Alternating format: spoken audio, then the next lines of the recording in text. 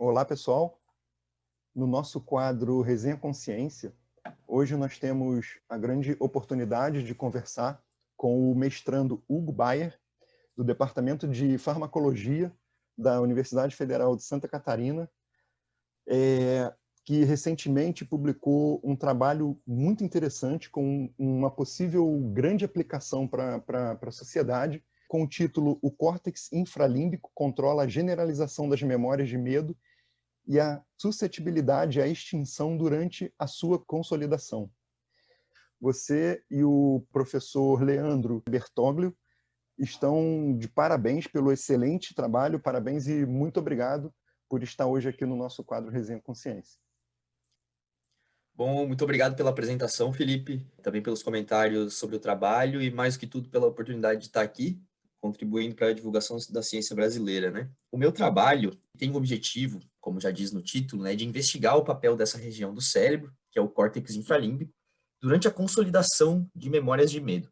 Da onde que surge essa importância dessa região ou a nossa vontade de estudá-la, né? Surge principalmente a partir de resultados de estudos com humanos, certo?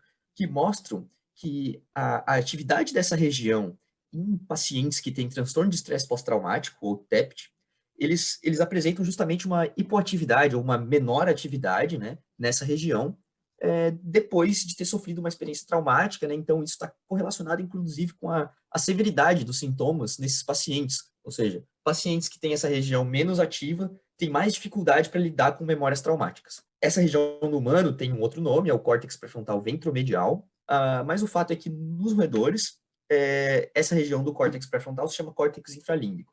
Nos pacientes com TEPT, essa região apresenta uma diminuição na atividade, muitas vezes até uma atrofia, uma diminuição do tamanho da região, o que nos sugere que ela está associada com o desenvolvimento da doença. Mas a gente não tem como saber se isso é uma decorrência do trauma, ou seja, depois de passar por aquela experiência traumática, a pessoa apresenta um decaimento na atividade da região, ou então se as pessoas já tinham lá atrás essa região menos ativa e isso foi um fator de risco, percebe? Então, como com humanos é quase que impossível determinar isso pelas por questões éticas e também dificuldade de fazer estudos longitudinais, né? Porque tu pegar um monte de pessoas lá, tu não vai saber quais que vão passar por um trauma ou não, né? É Sim, muito sim. difícil determinar isso. Então, a utilização de roedores nos permite elucidar melhor esses mecanismos, né? De maneiras causais, inclusive, né? Então, desde o início dos anos 2000, diversos trabalhos na literatura se importam com esse tema. E já está bem estabelecido que essa região é muito importante para o momento onde as memórias traumáticas vão ser atenuadas, o que se chama de extinção, certo? A extinção, então, é o processo onde um indivíduo, seja ele um rato, um humano, um passarinho, qualquer animal, depois que ele passou por uma experiência aversiva ou potencialmente traumática, né? Se ele voltar para aquele mesmo contexto sem perigo, ele pode passar pela extinção. Deixa eu dar um exemplo para tentar deixar mais claro. Imagina que você está andando em determinada rua, perto da sua casa, e você sofre um assalto naquela rua, certo? Provavelmente, nas próximas vezes que você voltar para aquela rua, você vai ter uma resposta de medo, você vai ficar com ansiedade, você vai querer fugir dali, ou porque você vai acreditar que o assaltante vai te abordar de novo, né? No entanto, se você passar por ali de novo e não for assaltado, e isso se repetir por alguns dias, você vai lá e, agora esse lugar está de boa, né?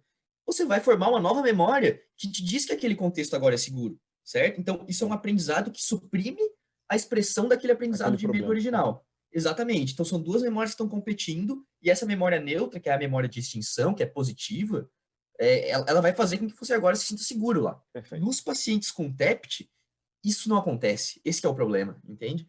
Os pacientes, por mais que eles vão para o consultório do psicólogo ou psiquiatra e falem sobre o trauma, revivam aquela experiência num ambiente seguro, eles não conseguem mudar a cor da memória, digamos assim, né? Eles continuam com aquela memória muito forte.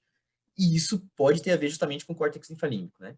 Então, como eu disse, né, já está bem demonstrado em roedores também que essa região é importante. Então, enquanto a extinção está ocorrendo, então, enquanto está acontecendo esse novo aprendizado para suprimir a expressão da memória de medo, é muito importante a atividade do córtex infralímbico. O que a gente foi tentar identificar é justamente pensando naquela questão longitudinal sobre quando que essa região é importante, ou será que ela perdeu a atividade depois, ou já é um fator de risco.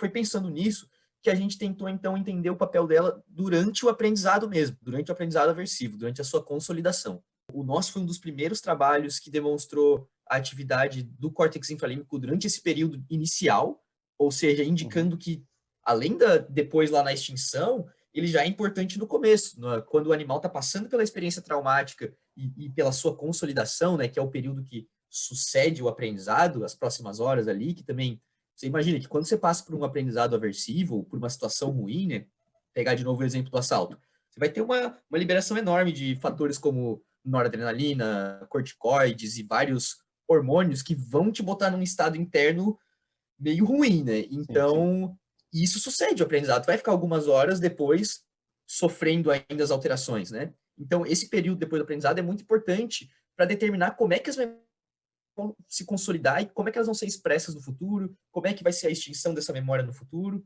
E um outro ponto também que é importante chamar a atenção é que nos pacientes com TEPT acontece uma coisa que se chama de generalização do medo, né? Ou seja, pegando novamente o exemplo, por exemplo, de um assalto numa rua X. Eu não vou ter medo só daquela rua, né? Se eu for um paciente com TEPT. Eu posso começar a ter medo de qualquer avenida, qualquer rua. Daqui a pouco, até sair na rua da minha casa, eu vou ficar com medo e não vou mais nem querer sair de casa. Então, isso já nos mostra como é debilitante e essa condição, né? E como prejudica a qualidade de vida da pessoa com TEPT, né? Então, a generalização das memórias de medo também é algo muito importante de ser estudado, né?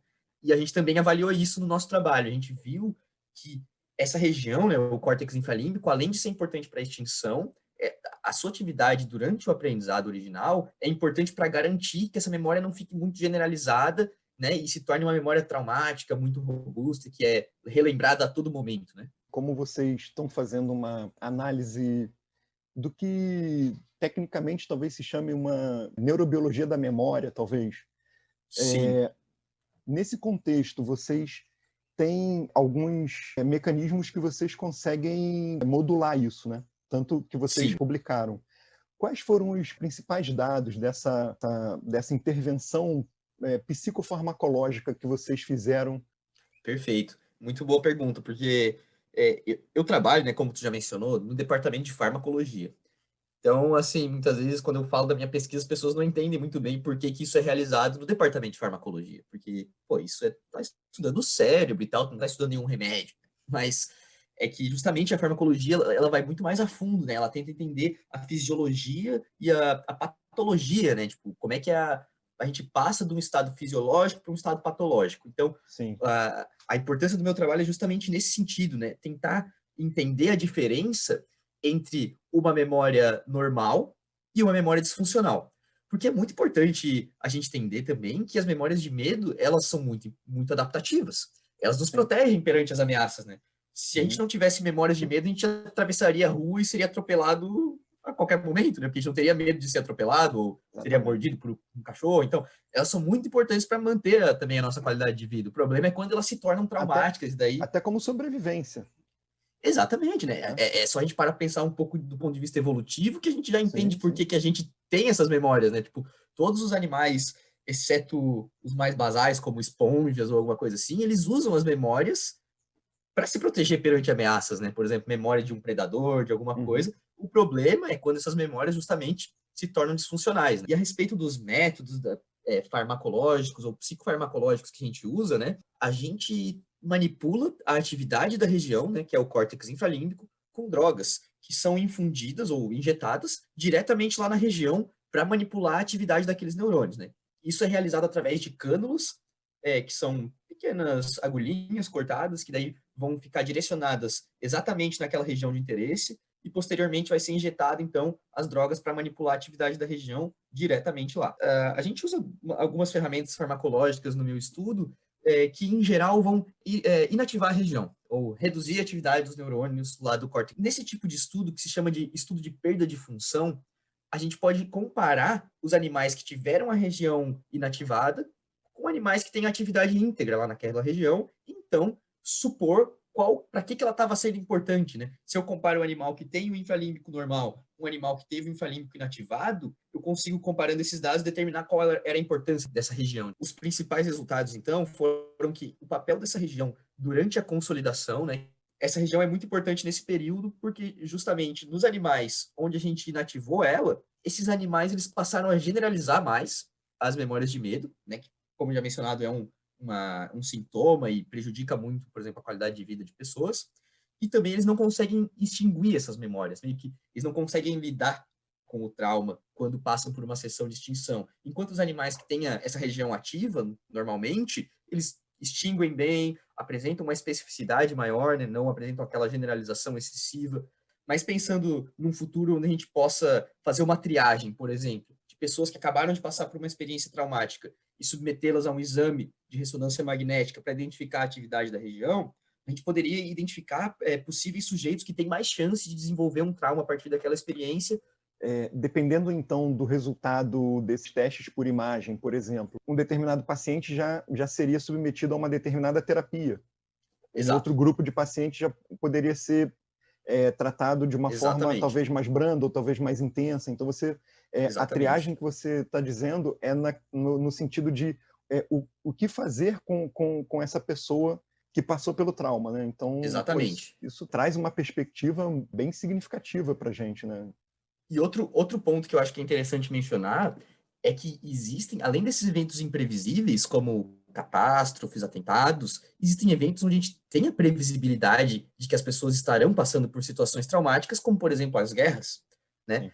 Sim. Inclusive o TEPT, né, esse transtorno foi inicialmente identificado como um transtorno relacionado a veteranos de guerra, porque principalmente depois da Guerra do Vietnã, muitos dos combatentes, quando voltaram para os Estados Unidos, começaram a apresentar síndromes de ataques de pânico e coisa. Até mesmo tem um exemplo interessante que muitos veteranos começavam a ter ataques de pânico em postos de gasolina, lá no meio dos Estados Unidos. E um fator, uma coisa muito curiosa, né? Mas depois eles foram entender melhor o que estava acontecendo e perceberam que é porque na guerra esses combatentes, esses soldados, eles estão o tempo inteiro sentindo o cheiro de diesel, de gasolina, tanto dos tanques quanto da lubrificação das armas, né? E daí, quando Uhum. eles voltam, eles sentem aquele mesmo cheiro e se lembram de todas aquelas experiências de carnificina e experiências muito traumáticas que eles estavam passando lá na guerra. Então, tudo começa a fazer sentido, né? É um dado muito triste também de que, acho que foi na guerra do Iraque, tem mais soldados perdidos para os Estados Unidos por suicídio do que por combate, propriamente dito, né? Sem dúvida nenhuma, você tem um projeto de excelência, né, para guiar o seu tempo de mestrado.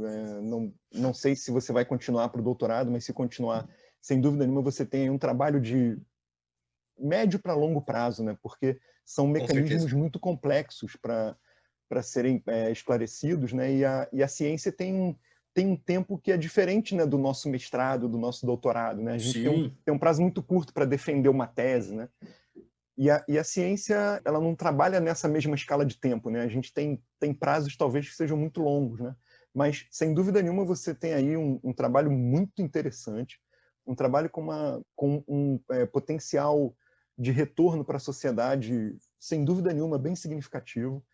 E eu, mais uma vez, te parabenizo, né, junto com o professor Leandro, pelo belíssimo trabalho que vocês estão desenvolvendo, pela excelente publicação que vocês fizeram.